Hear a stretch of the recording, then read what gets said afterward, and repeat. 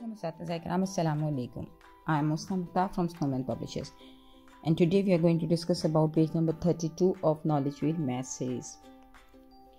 Look here, this is page number 32, and it is again multiple intelligence activity, and the subheading is cloud counting. जैसा कि इसके नाम से जाहिर है कि क्लाउड काउंटिंग की ये जो मल्टीपल इंटेलिजेंस पे बेस करती हुई एक्टिविटी है, ये काउंटिंग के हवाले से है, यानी बच्चों को काउंटिंग की काउंटिंग करवाना, नंबर्स की रिकग्निशन करवाना, ये बच्चों के इस एक्टिविटी का मकसद है।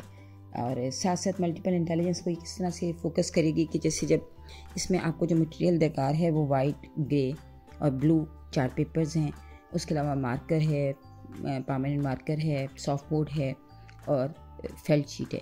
तो आप जो है क्लाउड्स को जब कटिंग करेंगी तो आप बच्चों को उसमें इन्वॉल्व कर सकते हैं। तो बॉडीली काइनेस्थेटिक बच्चे जो हैं वो कटिंग, पेस्टिंग और ग्लोइंग वगैरह जिसमें भी उनकी हैंड्स ऑन एक्टिविटीज़ हों वो उसको बहुत इंजॉय करते हैं। इसी तरह वर्बल लिंग्विस्टिक बच्चे नंबर्स को रीड करने में और नंबर्स लिखने में जो हैं वो बहुत इंजॉय करेंगे।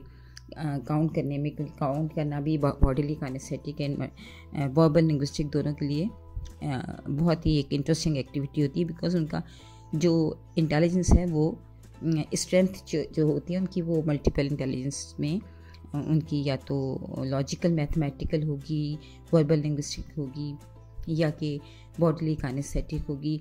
फिर जो स्पेशल बच्चे हैं, स्पेशल इंटेलिजेंस वाले बच्चे, उनको उनके हवाले से क्रिएटिविटीज़ में है कि वो एक नए तरीके से एक एक्टिविटी को परफॉर्म करेंगे।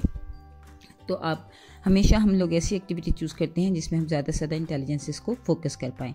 सो सबसे पहले तो आप मुख्तलिफ क्लाउड्स काट के रख लें, रेन ड्रॉप्स काट के रख लीजिए और उन रेन ड्रॉप्स पे भी आप 1 till 10 नंबर लिख लीजिए और क्लाउड्स पे भी 1 till 10 नंबर लिख लीजिए। फिर कहीं भी आप ऐसा कर सकते हैं कि अपनी क्लासरूम में कहीं भी क्लाउड्स और रेन ड्रॉप्स जो हैं वो अलग अलग जगह पे रख दें और फिर बच्चों से किसी एक बच्चे से कहें कि वो क्लाउड्स में से कोई एक क्लाउड चूज़ करे और उस पर जो नंबर है उसको रीड आउट करे, यानी ज़ोर से उस नंबर को बोले।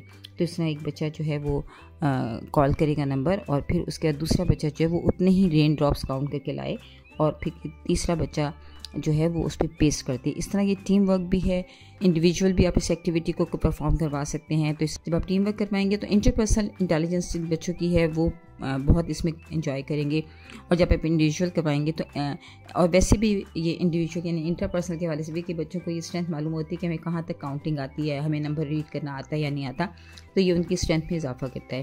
तो इस तरह तमाम तरह इंटेलिजेंस को फोकस करते आप ये एक्टिविटी परफॉर्म करवाएँ, बच्चे इसको एंजॉय भी करेंगे और साथ साथ नंबर शेप, नंबर वैल्यू इसको भी जान सकेंगे।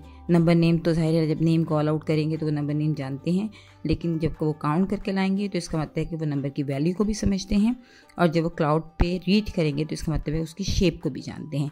तो इस तरह ये कम्प्लीटली एक नंबर की रिकग्निशन जो है और अंडरस्टैंडिंग जो है वो ये एक्टिविटी डेवलप करती है। शुक्रिया।